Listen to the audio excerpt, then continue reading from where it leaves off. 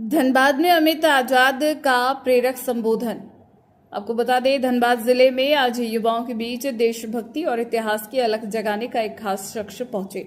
महान क्रांतिकारी चंद्रशेखर आजाद के प्रपौत्र अमित आजाद ने शहर के DAV+2 उच्च विद्यालय धनबाद में छात्रों को क्रांतिकारियों के संघर्ष और बलिदान की गाथा से रूबरू कराया। अमित आजाद, जिन्हें देश के द्रौपदी मुर्मू और नरेंद्र मोदी के सम्मान प्राप्त हो चुका है, इन दिनों देश भर में युवाओं को जागरूक करने की मुहिम चला रहे हैं।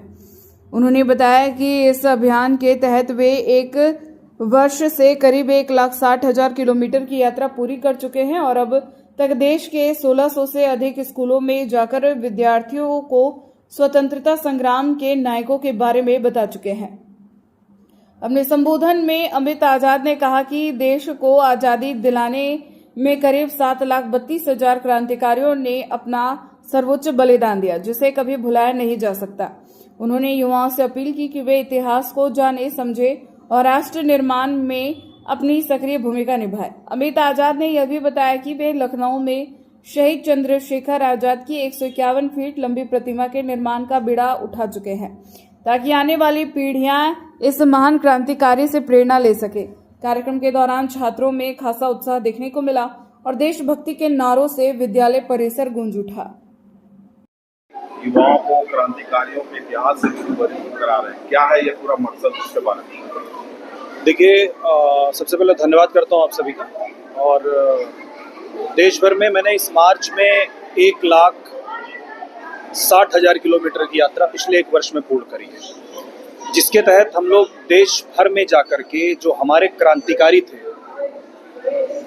वो 7,32,000 क्रांतिकारी जिन्होंने हमारे देश को ब्रिटिश हुकूमत से आज़ादी दिलाई, और जिसके अंतर्गत पीछे यदि हम शिवाजी महाराज और महाराणा प्रताप जी के समय में जाकर के झांसी की रानी, उसके बाद पीछे से जिन्होंने संस्कृति को संभाल करके रखा, उस संस्कृति को सहेजते हुए जो भगत सिंह और चंद्रशेखर आज़ाद जी तक पहुंची चीज़ें, जो संस्कृति हमारी पहुंची, उसको सहेजने का कार्य मैं कर रहा हूं आप सबके साथ में, और देश भर के जितने भी मेरे देशभक्त लोग हैं उनके साथ में। और हिंदुस्तान रिपब्लिकन आर्मी जो HRA, आप जानकर आपको अच्छा लगेगा कि जो HRA जब क्रांतिकारियों के समय में थी, जिसमें राम प्रसाद बिस्मिल और चंद्रशेखर आज़ाद, अशफाक उल्ला खान, ठाकुर रोशन सिंह, राजेंद्र लाहिड़ी, राम प्रसाद बिस्मिल जिस HRA में कभी होते थे, वो संगठन आज भी मेरे पूज्य पिताजी के द्वारा संभाला गया, फिर अब वो मेरे तक पहुंचा है।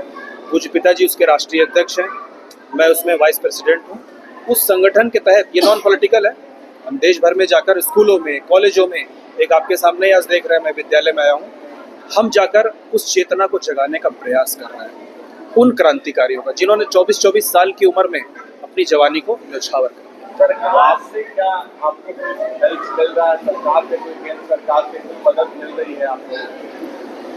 देखिए, समय समय पर सम्मान करना, जैसे कि अभी हम पिछले वर्ष आदरणीय द्रौपदी मुर्मू जी राष्ट्रपति जी के पास भी गए थे, उन्होंने राष्ट्रपति भवन बुला करके हमें सम्मानित करा। आदरणीय प्रधानमंत्री नरेंद्र मोदी जी ने भी 2 बार हमें सम्मानित करा है। लेकिन आर्थिक रूप से हम किसी पर निर्भर नहीं हैं, ना हम किसी से मांगते हैं, ना हमें कोई कुछ देता है।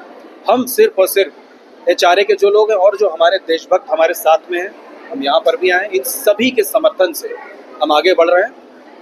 सरकारों से बस इतना अपेक्षा हम करते हैं कि वो उन शहीदों को सम्मान दें, हमारा समर्थन करें न करें।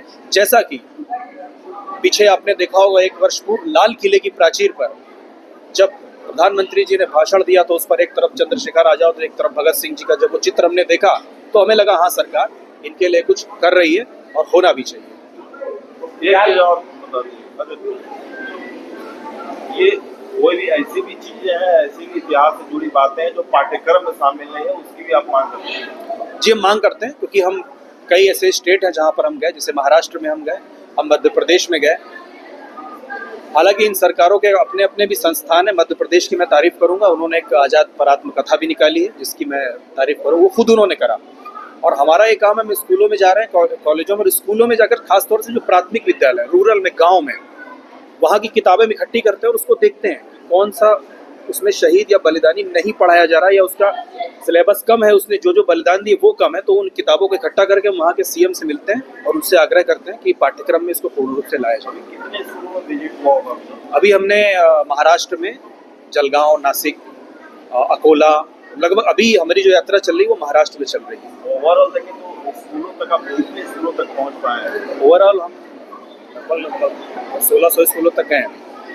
1600 स्कूल, मैं काउंटिंग बताता हूँ, मोटी मोटी लगभग है ये 1600 स्कूल, जिसमें हमारे 250 बड़े कॉलेज हैं और जिसमें 5-6 यूनिवर्सिटी होंगी अभी। इसमें तो हमारा चल रहा है अभी काम। लखनऊ में जैसा आपने पढ़ा प्रतिमा की भी आप जी, लखनऊ में एक प्रतिमा हम बना रहे हैं, आपको बताना चाहेंगे, आपको भी गर्व होगा जानकर के कि चंद्रशेखर आज़ाद जी की अब तक की सबसे बड़ी ब्रॉन्ज की प्रतिमा हम बना रहे हैं, जो कि 151 फीट की है। और 1 एकड़ जमीन हमें माननीय योगी आदित्यनाथ जी ने उसमें दी है और 9 एकड़ जमीन हम लोग अपने पास से, मीन्स जो आज़ाद भक्त हैं देश में, पूरे देश में मैं यात्रा भी चला रहा हूँ जिसका नाम है लक्ष्य आज़ाद यात्रा, और देश भर में जा जाकर हम लोगों से 1-1 रुपया सहयोग इकट्ठा करके उस स्मारक को पूर्ण कर रहे हैं, जिसकी लागत लगभग 200 से 215 करोड़।